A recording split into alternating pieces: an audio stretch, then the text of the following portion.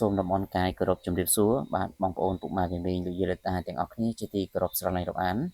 បាទវិលមកជួបជាមួយនឹងខ្ញុំបាទសាជាថ្មីជាមួយនឹងវីដេអូតម្រូវឆ្នោតយួនបាទសម្រាប់ថ្ងៃទី14ខែតុលាឆ្នាំ2025បាទចំពោះថ្ងៃនេះក៏មិនខុសពីថ្ងៃម្សិលមិញផងដែរគឺយើងក៏បានធ្វើការរៀបចំ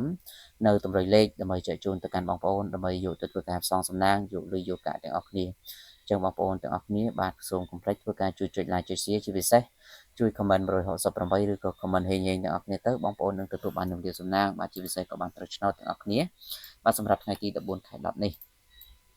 ចឹងបងប្អូនសម្រាប់វេលាម៉ោង 10:35 នាទីសម្រាប់ព្រឹកនេះបាទបងប្អូនលោកយាយលោកតាទាំងអស់គ្នាសូមធ្វើការលេងខ្ទង់ចិត្តនិងខ្ទង់30បាទសម្រាប់ខ្ទង់ចិត្តយើងធ្វើការបូកចិត្តគាត់71 A B C D ហើយចំណុច30វិញគឺយើងយក37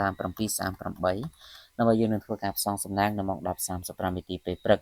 បាទសម្រាប់ម៉ោង1កន្លះសម្រាប់ឆ្នោតយួនថ្មីបងប្អូនពុកម៉ែមានជារឿងរាល់ថ្ងៃម៉ោងនឹងគឺជាម៉ោងពិសេសបាទសម្រាប់បងប្អូនដែលចង់បានលេខបូក2ប៉ុស្តិ៍លេខតូច2គ្រាប់បានបូក2ប៉ុស្តិ៍សេវាត្រឹមតែ 80000 រៀលបងប្អូនអាចធ្វើការឆាតយកលេខទៅលេខទាំងអស់គ្នាបានហើយអរសូមបញ្ជាក់គឺឆ្នោតចិញ្ចង់ទៅយកសេវាបានចឹងបងប្អូនទាំងអស់គ្នាដែលអាចលេខបានអាចធ្វើការឆាតជួបពេកទាំងអស់គ្នាសម្រាប់ម៉ោង4កន្លះក៏ដូចគ្នាគឺយើងមានលេខតូច2គ្រាប់បូក2ប៉ុស្តិ៍ដូចគ្នាហើយសេវាត្រឹមតែ 80000 រៀលដូចគ្នាចឹងបងប្អូនទាំងអស់គ្នាសូមធ្វើការឆាតជួបពេកដើម្បីយកលេខទៅលេខបាទ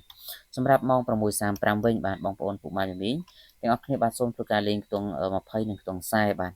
បាទសម្រាប់ខ្ទង់20យើងធ្វើការបូក28 29 A B C D ហើយ40នេះសូមយក43 44បាទ43និង44អញ្ចឹងខ្ញុំបាទក៏មានតែប៉ុណ្ណឹងសម្រាប់ធ្វើការចែកជូនទៅកាន់អ្នកទាំងអស់គ្នាក៏សូមជូនពរបងប្អូនទាំងអស់គ្នាបាទសំណាងល្អទាំងអស់គ្នាបាទសូមគោរពលា